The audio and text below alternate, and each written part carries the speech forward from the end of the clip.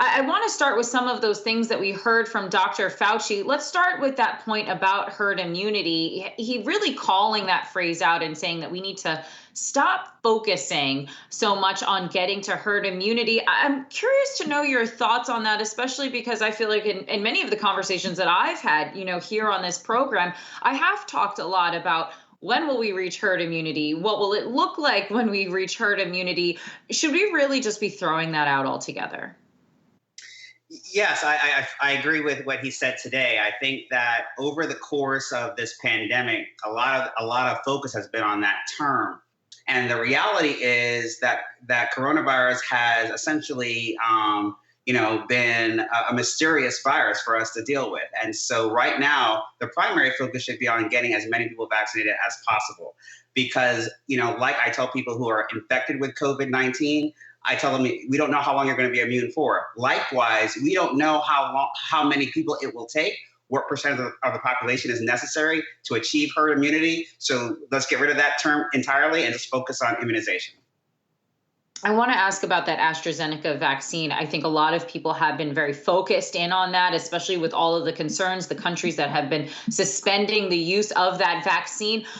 We had a doctor just yesterday or saying that, perhaps suspending its use of the AstraZeneca vaccine may be more politically motivated than medically motivated. Dr. Fauci also talked about the AstraZeneca vaccine, saying it would take a little bit of time for us to really know if it was safe for use here in the United States. What do you make of the countries that are suspending it? Do you share some of the concerns that AstraZeneca vaccine might not be safe?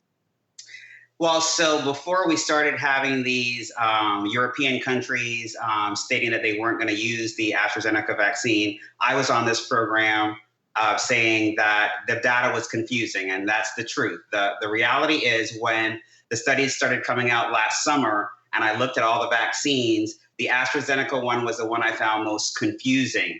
Not to say that it wasn't a good vaccine, but when I was looking at the data, it was interesting how they wanted to give half the dose at one time or a full dose followed by a half dose. It was a very, very strange formula.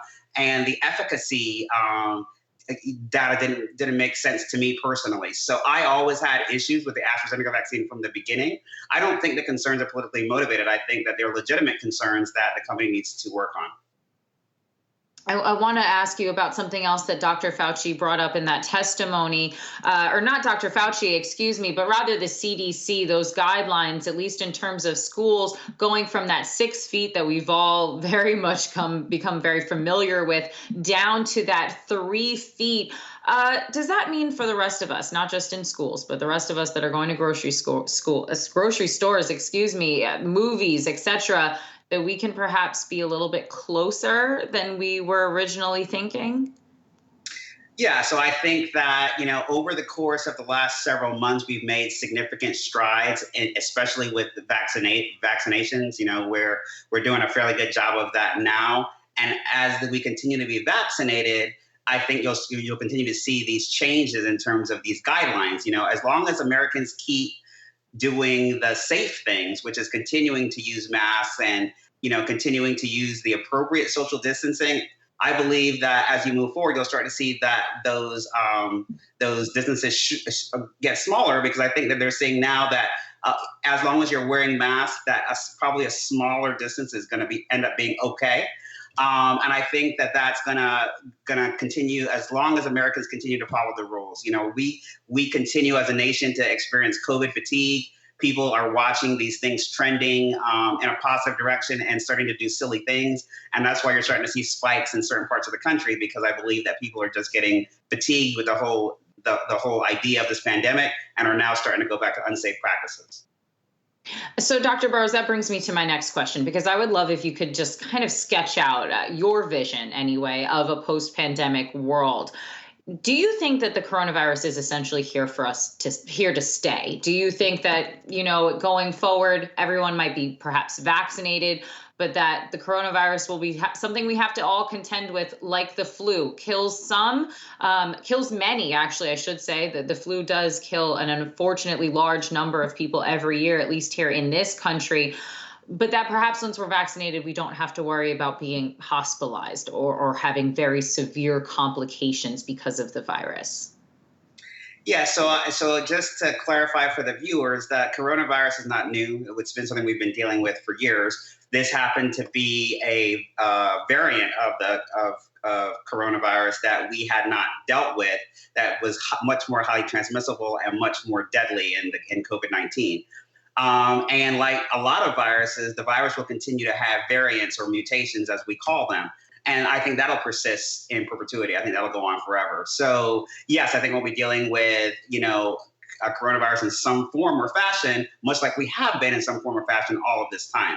That being said, whether or not we're going to have to be vaccinated annually, that's something that hasn't really been determined as of yet. But I do think that as we move forward, we'll slowly start to get back to normalcy.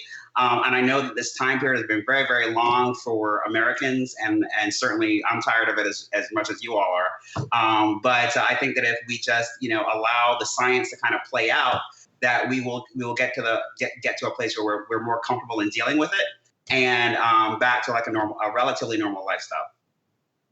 Speaking of those variants, Dr. Fauci said it was one of the most concerning developments in the pandemic. How much do you think that these strains, these variants, these mutations are going to remain a hurdle towards progress in this pandemic, even as we continue to speed up that vaccine distribution?